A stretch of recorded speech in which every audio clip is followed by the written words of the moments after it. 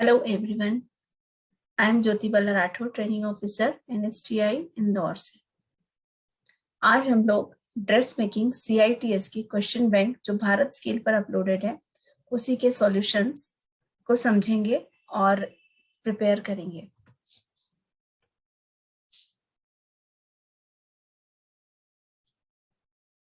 हम शुरू करते हैं। क्वेश्चन नंबर फर्स्ट है, which among the following is a rule for making body measurements.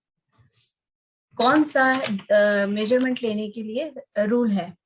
अब हमें देखना है, हम इसके लिए ऑब्जेक्टिव में हमारा सबसे पहले देखना होता है कि जितने भी ऑब्जेक्टिव दे के रखे हैं उन सभी को हम पहले देखें कि कौन सा है जो कि इस क्वेश्चन को रिलेट करता है, क्वेश्चन से जुड़ा हुआ है, इस क्वेश्चन का सॉल्यूशन हो सकता है। क्योंकि 4 ऑब्जेक्टिव होते हैं, चारों ही उस टॉपिक से रिलेटेड होते हैं, लेकिन आपको इसमें एक सर्च करना होता है कि एग्जैक्ट कौन सा होगा इसका answer. The person measuring should stand to one side of the person being measured, यानी जो नाप लेने वाला व्यक्ति है वो उसके साइड में खड़ा होना चाहिए जिसका नाप लिया जा रहा है। दूसरा है, do not let the person look down at the time of measurement being taken, जो व्यक्ति का हम नाप ले रहे हैं वो नीचे की तरफ ना देखे। तीसरा है, हमें टेप को ना ज्यादा लूज और ना ज्यादा टाइट पकड़ना चाहिए जब हम हॉरिजॉन्टली मेजरमेंट, यानी कि जब हम इस तरह से चौड़ाई वाले नाप ले रहे होते हैं तब हमें टेप को ना तो ज्यादा लूज रखना चाहिए और ना ही ज्यादा टाइट रखना चाहिए। इस तरह से फिंगर को अंदर की तरफ रखते हुए और टेप को हमें पकड़ना चाहिए। इसी तरह लेंथ मेजरमेंट के समय भी टेप को ज्यादा लूज या टाइट नहीं रखना चाहिए। अब ये सारे पॉइंट्स हैं जो मेजरमेंट लेते समय हम ध्यान रखते हैं, यानी यही सारे रूल्स है जो हमें मेजरमेंट के लिए ध्यान रखने होते हैं, इसलिए इसका आंसर तीनों पॉइंट होंगे, यानी all of this.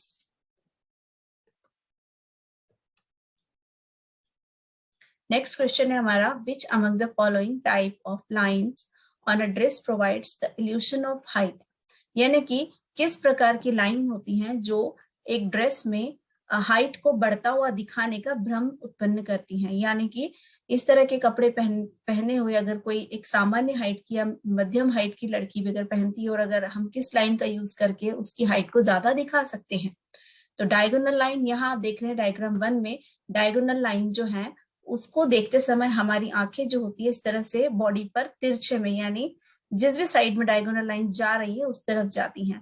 Horizontal line, second diagram आप देख रहे हैं कि किस तरह से हम जब हम इस फिगर को या इस ड्रेस को देखते हैं तो हमारी जो नजरें होती है राइट टू लेफ्ट की तरफ जाती हैं। वर्टिकल लाइन में आप देखेंगे कि किस तरह से अप टू डाउन, यानी कि ऊपर से नीचे की तरफ पूरी लंबाई में हमारी नजरें जाती हैं, यानी और नेक्स्ट है कर्व लाइन में आप देख रहे हैं कि किस तरह से गोल गोल हल्की सी घुमावदार, ज्यादा और कम घुमावदार लाइंस हैं जो हम देखते हैं तो हमारी नजरें जो है वैसे ही उन्हें इमेजिन करती हैं, और जब हम देखते हैं तो हमारी आंखें जिस तरह से उसे देखती हैं वैसे ही हम उसको समझने लगते हैं, यानी हमें भ्रम होने लगता है। तो अगर किसी की हाइट छोटी है और हमें उसकी हाइट बढ़ाकर दिखानी है तो हमें उनके कपड़ों में ज्यादा से ज्यादा जो है वर्टिकल लाइंस का यूज करना चाहिए। तो यहाँ हमारा आंसर होगा option C, vertical line. Next question है, how many vertical lines are effective in creating the illusion of height in a slender figure, यानी एक शरहरी दुबली पतली लड़की के लिए हाइट के लिए हमें अगर इल्यूशन क्रिएट करना है मतलब लंबाई का, तो हमें कितनी वर्टिकल लाइंस की जरूरत पड़ेगी। जैसे कि हमने लास्ट डायग्राम में देखा कि पूरी ड्रेस में हमने वर्टिकल लाइंस का यूज किया है, लेकिन क्या इतनी वर्टिकल लाइंस की जरूरत है हाइट को बढ़ाकर दिखाने के लिए। तो हम लोग क्या करेंगे, यहाँ पर देखेंगे कि हम कितनी वर्टिकल लाइन से भी लंबाई का इल्यूशन क्रिएट कर सकते हैं। तो सिंगल लाइन इसका आंसर है, डबल, ट्रिपल और मल्टीपल तीनों नहीं है। सिंगल लाइन कैसे हो सकती है, यानी कि अगर हमने कोई ड्रेस बनाई है और हम उसमें सेंटर में प्लेकेट दे देते हैं और उस प्लेकेट को हम हाईलाइटेड करते हैं, या तो हम शो बटन्स लगा सकते हैं या फिर वहां पर हम पाइपिंग दे सकते हैं, लेस दे सकते हैं।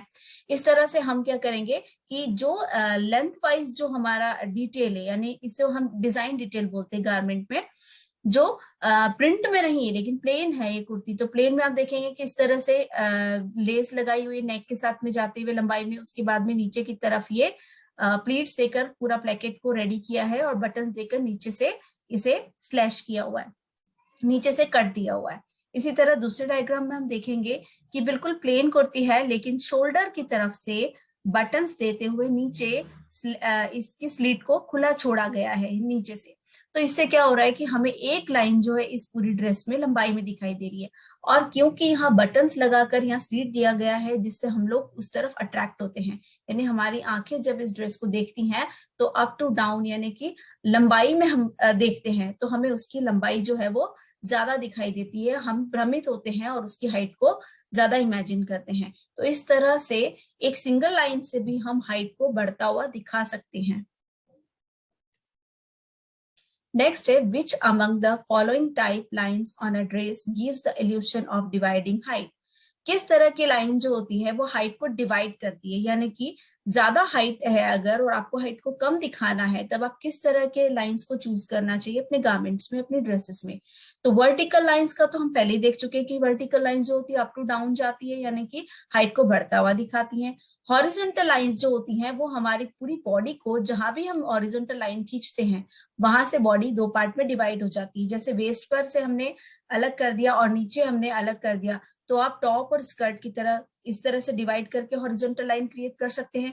कंटिन्यू गारमेंट है तो उसमें इस तरह की आप स्ट्राइप्स, फ्रील्स या बेल्ट चौड़ा जो होता है वेस्ट पर वो दे करके, बॉटम पर आप एक अलग से बॉर्डर लगा करके, और आप किसी भी तरह से अपने गारमेंट में जो है हॉरिजॉन्टल लाइंस का यूज करेंगे, जिससे क्या होगा आपकी बॉडी यहाँ देखिए यहाँ से वेस्ट पर डिवाइड हो गई, फिर यहाँ से नीचे से डिवाइड हो गई। तो इस तरह से क्या होता है कि आप हॉरिजॉन्टल लाइंस जो होती है वो हाइट को डिवाइड करके यानी दो भागों में बटा हुआ दिखाती है, और इससे हाइट कम दिखाई देती है ना कि बढ़ते हुए। डायगोनल लाइन इसमें यूज नहीं कर सकते हैं हम, कर्व लाइन भी नहीं कर सकते क्योंकि ये हमारी बॉडी को डिवाइड नहीं करती है पार्ट्स में। नेक्स्ट है which among the following emphasise the horizontal lines in a dress. किस प्रकार की जो लाइन है वो हॉरिजॉन्टल लाइन एम्फसाइज करती है ड्रेस में, किसी भी ड्रेस में कौन सी लाइन होती है जो ज्यादा एम्फसाइज यानी कि प्रभावित करती है हॉरिजॉन्टल लाइन को। तो किस तरह से, yolks, wide waste band, extended shoulders, या ऑल ऑफ दिस। अब योक्स आप देखेंगे कि योक जब हम लगाते हैं, यहाँ फिगर 3 में देख रहे हैं कि ऊपर इसमें शोल्डर से आर्म तक ये योक लगा हुआ है, यानी कि ये इसको यहाँ से दो भागों में डिवाइड कर रहा है। आप यहाँ देखेंगे कि वेस्ट बैंड और नीचे बॉटम पर बॉर्डर दी गई है, यानी ये दो भागों में इसे डिवाइड कर रहा है, और हॉरिजॉन्टल लाइन भी क्रिएट हो रही है। इसी तरह से ब्रॉड शोल्डर, यानी अगर हम लोग कोई ड्रेस ऐसा ले रहे हैं जो कंटिन्यूअस है और हमें उसमें ज्यादा उसकी ब्रॉडनेस दिखानी है, चौड़ाई दिखानी है, ज्यादा उसे एम्फसाइज करना है हॉरिजॉन्टल लाइन को, तो हम शोल्डर को इस तरह से ब्रॉड करके भी दिखा सकते हैं। यानी कि ये शोल्डर आप देखेंगे तो ये यहीं पर खत्म हो जाते हैं, लेकिन ब्रॉड शोल्डर में क्या हो रहा है कि इसकी चौड़ाई ज्यादा दिखाई दे रही है। तो इस तरह से हम क्या कर सकते हैं, हॉरिजॉन्टल लाइंस को ड्रेस में एम्फेसाइज कर सकते हैं। Next, which among the following is not standardized but is based on the organizations procedure. इन सब में से कौन सा स्टैंडर्ड तो है लेकिन ऑर्गेनाइजेशन की प्रोसीजर पर बेस्ड है, मतलब उस पर आधारित है। तो यहाँ determination of garment cost, option A measurement of body parts, B swing operations, और ऑल ऑफ दिस। इसमें हम डिटर्मिनेशन ऑफ गारमेंट कॉस्ट क्यों ले रहे हैं, क्योंकि मेजरमेंट, स्विंग, ये जो चीजें हैं ये हम लोग गारमेंट के कंस्ट्रक्शन के टाइम यूज करते हैं, ना कि ऑर्गेनाइजेशन। ऑर्गेनाइजेशन का जो बेस होता है, ऑर्गेनाइजेशन गारमेंट की कॉस्ट को डिटर्मिनेट करता है, वो करते हैं, वो निर्धारित करते हैं कि गारमेंट की कॉस्ट क्या रहेगी, यानी उसमें उनका प्रॉफिट मिलाने के बाद में ही वो उसकी कॉस्टिंग करते हैं। तो यहाँ मेजरमेंट जो है वो कंस्ट्रक्शन से रिलेटेड है, स्विंग ऑपरेशन भी गारमेंट कंस्ट्रक्शन से रिलेटेड है। ऑल ऑफ दिस हम ले ही नहीं सकते हैं क्योंकि ये वाला जो है ये ऑर्गेनाइजेशन की प्रोसीजर से रिलेटेड है, इसलिए इसका आंसर होगा डिटर्मिनेशन ऑफ गारमेंट कॉस्ट। फिर है which among the following term is used to refer the body measurement taken from shoulder और neck point to the tip of the bust. यानी शोल्डर से टीप ऑफ द बस्ट तक लिया गया measurement कौन सा होता है। बस्ट लाइन हॉरिजॉन्टल होती है, वेस्ट लाइन वेस्ट पर होती है, इनमें से कोई नहीं बोल नहीं सकते क्योंकि इसका आंसर है option B bust point height. यानी शोल्डर से लेकर के बस्ट के टिप तक लिया गया जो मेजरमेंट होता है उसे हम बोलते हैं bast point height. Next, which among the following benefit is obtained by taking accurate measurements before constructing the garment?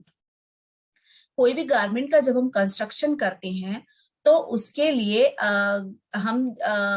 कोई भी मेजरमेंट जब उसके लिए लिया जाता है तो वो एक्यूरेट मेजरमेंट लेने से हमें क्या फायदा होता है।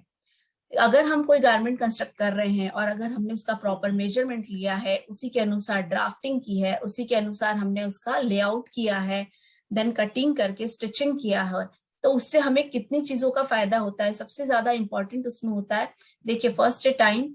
टाइम तो सेविंग होता ही है अगर हम पैटर्न बना लेते हैं।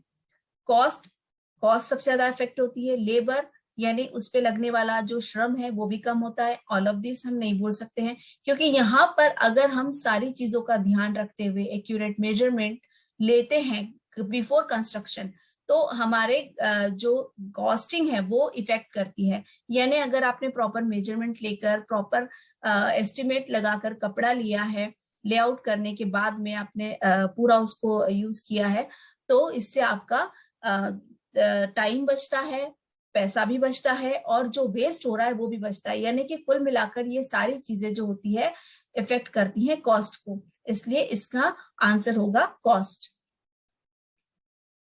नेक्स्ट है, on which among the following the foundation of pattern of an individuals garments based on.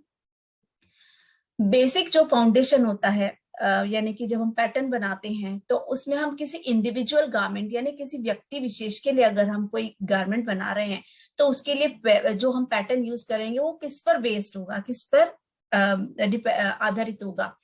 Figure, personality, measurement, individuality. Figure इसमें नहीं लिया जा सकता क्योंकि केवल फिगर के आधार पर नहीं ले सकते हैं, पर्सनालिटी भी नहीं, मेजरमेंट भी नहीं। ये सारी चीजें जो होती है फिगर, पर्सनालिटी, मेजरमेंट, इंडिविजुअलिटी, यानी कि उस व्यक्ति विशेष का हमें फिगर भी देखना है, पर्सनालिटी भी देखनी है और मेजरमेंट भी देखना है। यानी उसके लिए जो हम यूज करेंगे पैटर्न फाउंडेशन वो कौन सा रहेगा, इंडिविजुअलिटी, यानी व्यक्तिगत, यानी सिर्फ उसी के लिए उपयोग में होने वाला पैटर्न हमें बनाना पड़ेगा। नेक्स्ट है, which among the following design is created in a garment by adding extra accessories। किसी भी गारमेंट में जब हम एक्स्ट्रा एक्सेसरीज को यूज करके और तैयार करते हैं, डिजाइन तैयार करते हैं, तो वो कौन सा कहलाता है गारमेंट। डेकोरेटिव डिजाइन कहलाएगा, गारमेंट डिजाइन कहलाएगा, स्ट्रक्चरल, या ऑल ऑफ दिस। देखिए डेकोरेटिव में सिर्फ सजावटी होता है, यानी यहाँ पर हम सिर्फ सजावट की चीजों को देखेंगे। यहाँ हमें दिया गया है कि कोई भी गारमेंट में एक्स्ट्रा एक्सेसरीज को ऐड करके हम, यानी एक्स्ट्रा एक्सेसरीज में क्या होता है, देखिए एक होती है ट्रिमिंग, जो गारमेंट में हम लोग सेल्फ मेड, रेडीमेड दोनों तरह से यूज करते हैं, और एसेसरीज जो होती है वो उसके साथ यूज की जाती है। यानी कि एक ड्रेस है उससे मैचिंग का पर्स लिया या बेल्ट ले लिया या उससे मैचिंग के ग्लव्स दे दिए हैं, फुटवियर है, तो ये सारे एसेसरीज में आ जाते हैं। अब हम देखते हैं यहाँ पर किसी भी decorative design, garment design, structural design नहीं हो सकती है। क्यों? क्योंकि ये स्ट्रक्चर पर बेस्ड नहीं है। इस तरह से जब हम कोई एक्स्ट्रा एक्सेसरीज ऐड करते हुए कोई गारमेंट क्रिएट करते हैं तो उसे हम लेते हैं गारमेंट डिजाइन में, यानी कि वो कंप्लीट गारमेंट के डिजाइन के अंदर ही आएगा। तो इसका आंसर रहेगा गारमेंट डिजाइन। आज हम 10 क्वेश्चन ही देखेंगे, आगे के 10 क्वेश्चंस के लिए हम फिर से मिलेंगे।